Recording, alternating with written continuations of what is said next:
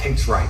And then the question is, are you actually going to do something about it? You could take 150,000 of these people and travel back in time and stand them in front of their ancestors, and their ancestors who fought fucking saber-toothed tigers or escaped the Mongol hordes or managed to dodge bombs in the Second World War. All the shit they went through just for this fucking cretin to be born. And to look at him, look at who he is, listen to his life story, listen to what he does on a day-to-day basis, and they would feel nothing but fucking shame. Your ancestors did all that struggling to survive, hunting and gathering, avoiding enemies, anything it took, dying at age 30 from a tooth infection, all the they went through just for you to be born so you could smoke weed and jack off. That's what your ancestors died for. That's what they worked so hard for. That's who you are. That's the end of your fucking bloodline. Do you feel no shame? It's shameful. My ancestors will look at me and think everything we went through was fucking worth it. Your ancestors will look at most of these people, their ancestors look at them and feel nothing but fucking disgust. There are duties that men must fulfill, whether to God or to your bloodline. But this is a genuine honesty. I'll say this now. Of those 150,000 people, I guarantee even their fucking living relatives, their living parents aren't even proud of them. Like, the fuck? Your own father's ashamed of you, and you don't even feel motivated to do shit. If you were to go and look your father in the eye and said, you know what, I could have been a UFC champion, I could have been a multi-millionaire, I could have been a race car driver, I could have been a nuclear physicist, could have done all these things, but I was busy on Pornhub. You think he's gonna be proud of you? No. And there's men here who will deny it, right? There's men who will go, no. But those are the ones who are most lost.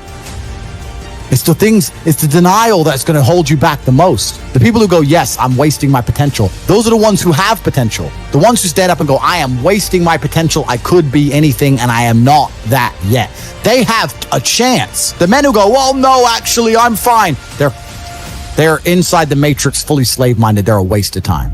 Damn. But if you sit there and go, you know what? Yeah, I am wasting my potential. Yes, I can be more than I am. Even if I'm already great, I can be better. As good as I am, I still push myself to the limit every single day. I have every single thing a man could possibly want. I'm still pushing myself. This is your prerogative as a man. But you need to be instilled with a sense of duty to your bloodline. You must want it. You need to want it deep inside your soul. I can't die as anything less than emperor. It's my destiny. Every day, I don't feel like doing things that I still do. It's called discipline. It's called being a man. It's not about feeling like doing it. If you only do things you feel like doing, you know what you end up doing? What? You end up sitting around with a belly, drinking soya latte bullshit. That's what you end up doing if you only do what you feel like doing. You have to wake up and say, I don't feel like training, but I must train. You need to do what you're supposed to do, not what you feel like doing. That's the difference between a man and a child. You do not become a man doing what you feel like doing. You become a man doing what you're supposed to do. The men on the Titanic didn't feel like dying that day. It's your duty. It is your duty to not be a fat piece of shit. That's honor. I have honor to my last name and to my ancestry. It would be disgusting for them all to have fought saber-toothed tigers so I can wake my lazy ass up, off all day, and ask on YouTube how I can stop being a loser. You understand where I'm coming from? No, 100%. So this is down to you, my friend. And listen, you may feel fired up for 10 minutes after this little talk, but you're not going to feel fired up forever. You need to put systems in place. You need to get discipline. And like Justin says, you need to get an atmosphere of people around you who are going to keep you accountable and not make it easy for you to continue to be a nobody. And then you're going to fix your life. Otherwise, you're going to stay a nobody. Everyone has a dream, but not many people have a plan. A dream and a plan are different things. When you say to guys, do you want to be rich? Yeah, I want to be rich.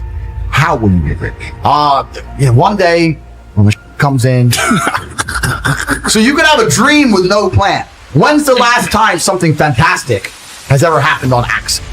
When's the last time you've seen a big jacked dude and you say, hey man, how'd you get so jacked? And he goes, dunno, oops, dunno, it just happened. No, he planned it. He went to the gym, he ate a certain way, he planned his meals, he had to make it happen. It's exactly the same with getting rich. You need a plan to get rich, right? Everyone out there has a dream, but very few people have a plan. Yep. If you're surrounded by people who have a plan to get rich and you provide value to them in some way, because they're not going to drag you up when you ain't doing nothing, because that's what friendship is. Friendship is value exchange. Yeah. If you provide value to them, sooner or later you're going to begin to make money.